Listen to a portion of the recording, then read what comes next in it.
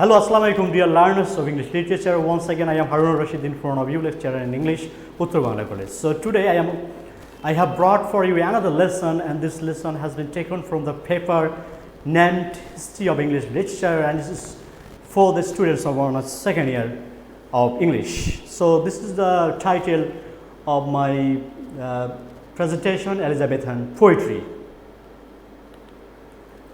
So first we would know the different forms of Elizabethan poetry. The first is lyrics, and we know in the Elizabethan period different types or different genre of literary writings emerged. So at first we would see poetry was one of them, and at first we would see the genres of poetry and lyric poetry. The Elizabethan age produced many beautiful lyrics, and these lyrics were in fact imported or produced by Charles Philip Sidney's books of sonnets, Stoffel and Stella, Sir Walter Raleigh, Shakespeare, Marlowe wrote lyrics, and Shakespeare's plays are full of lyrics, we know. And in fact, the occasional lyrics found in Shakespeare's drama are pregnant with feelings and passions. In fact, the drama during this period also the authors use lyrics. So lyrics is one of the form of Elizabethan poetry. Then we will see sonnet. The sonnet is was first imported in England from Italy, and sonnet was perhaps the best innovation of Elizabethan poetry during the Elizabethan period.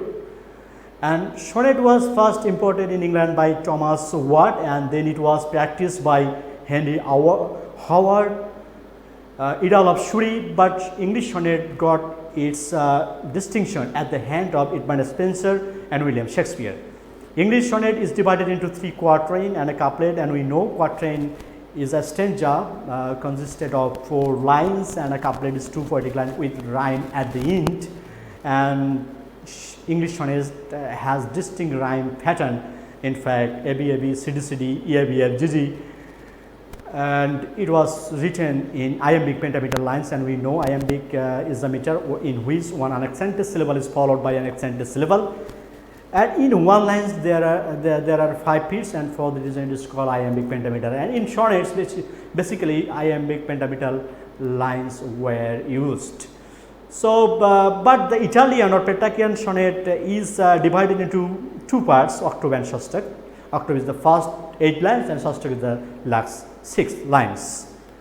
Then we would have blank verse, another kind of poetry in the Elizabethan period. In the Elizabethan period, iambic meter was very popular since the Middle Ages, but the Earl of Surrey used it in a new way in his translation of Virgil Aeneid. He left the lines unrhymed.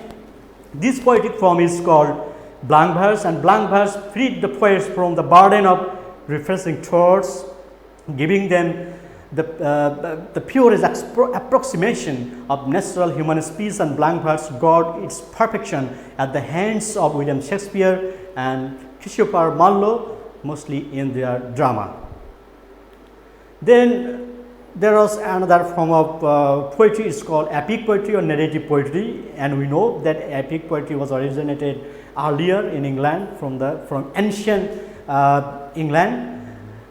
In fact, Elizabethan long narrative poems were on historical, political and geographical topics, and with classical and mythological setting. The most famous narrative poetry of Elizabethan period is the Fairy Queen, and it was written by Edmund Spenser, and in which he has highlighted the Queen Gloriana's chastity. In fact, Queen Gloriana means Queen Elizabeth, and her another name is also Virgin Queen. And heroism of King Arthur, and King Arthur, we know that King Arthur is a great Anglo-Saxon king, and this was an allegorical work. And we know allegory is a story within a story. And Christopher Marlowe wrote Hero and Leander, but he left it unfinished because of his death. Shakespeare's 2 major narrative poems are Venus and Adonis and the Relief of Rookery, in which he has highlighted the theme of love and sexuality that was quite a bit different from the traditional epic poetry. So this is a kind of addition by Shakespeare in epic poetry or narrative poetry during this period. So next we would see the metaphysical poetry. Metaphysical poetry was invented by John Donne during this period, and John Donne's career we know lasted from 1572 to 1631, and he introduced a kind of poetry theming abstract content, and it is called metaphysical poetry. Then George Herbert from 1532 to 1633 followed Donne, and later throughout the 17th century, Henry Vaughan, Abraham Cowley, Richard Kershaw, and Andrew Marvell wrote the genre of poetry. Use of conceit, wit, argument, limitlessness of time, colloquialism, and theme of love, soul, death, religion are the key features of metaphysical poetry.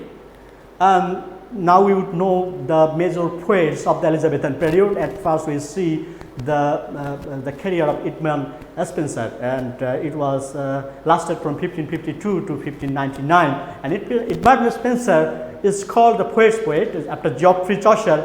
He was the greatest poet in England, and he wrote lyrics, sonnets, and narrative poems. His major works are Shepherd Calendar, the Poor Hymns, Mother Has Been Chained, the Complaints, the Mority, the Epithamelon, and the masterpiece, The Fairy Queen, an epic poem. In fact, Edmund Spenser's fame mostly depends on the work, The Fairy Queen. Then we would see the poetic career of William Shakespeare from 1564 to 1660. Shakespeare is mostly known as the world's greatest dramatist, but his dramas are full of verse and lyrics. He also wrote 154 sonnets, 2 long narrative poems, and some minor poems. Shakespeare shows his creativeness and innovativeness in his work, and he gave proper shape to English sonnet. His narrative poems are modeled on classical epics, but he added newness to them, highlighting the theme of love and sexuality. And then Christopher Marlowe, he is another dramatist, but he also wrote some poems. Marlowe was an English playwright, poet, and translator. Marlowe is best known for his drama, but he has some poetical works. His poetic works are published posthumously. He translated Amour's first book of Latin, Elegia Couplets by Ovid, an Italian poet. The Passionate Shepherd to His Love, a popular love lyric of the time, was written by Christopher Marlowe. His Hero and Leander is an uncompleted narrative poem. Thus, Marlowe contributed to develop English poetry. Then we would see Sir Philip Sidney, and his career lasted from 1554 to 1586. So, Sir Philip Sidney was a courtier, soldier, and a poet. He worked as a diplomat under Queen Elizabeth I. He took part in the war against Spain, Spanish war, in fact. There he was wounded badly, and he died of the wounds. And his best known work is Astrophel and Stella, a collection of 108 sonnets expressing his unrequited love for Lady Penelope, whom he loved. His Arcadia is a pastoral romance. He is also famous for his critical essay and apology for poetry, in which he has replied to the attack of the Puritans, and who said poetry was the means of all abuses in the society. Then Sir Thomas Wyatt from 1503 to 1542. What was a politician, ambassador, and as a lyric poet. He was educated from St. John's College, Cambridge, and he was a supporter of Lancastrian dynasty during War of Roses, and was a trusted advisor of Henry VIII. A significant amount of his literary output consists of translation and imitation of sonnets of the Italian author Petrarch. Wyatt's poems are short but fairly numerous, comprising of 96 love sonnets, which are published posthumously in a collection called Trottle's Miscellany.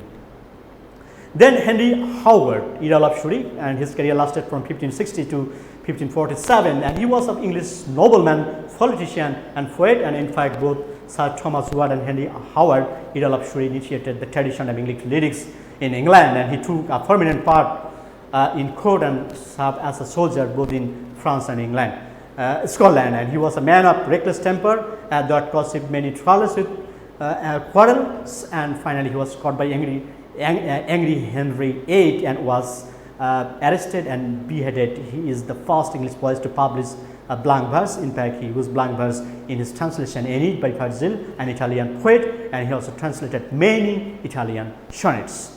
So that's my today's presentation. So thank you for being with me.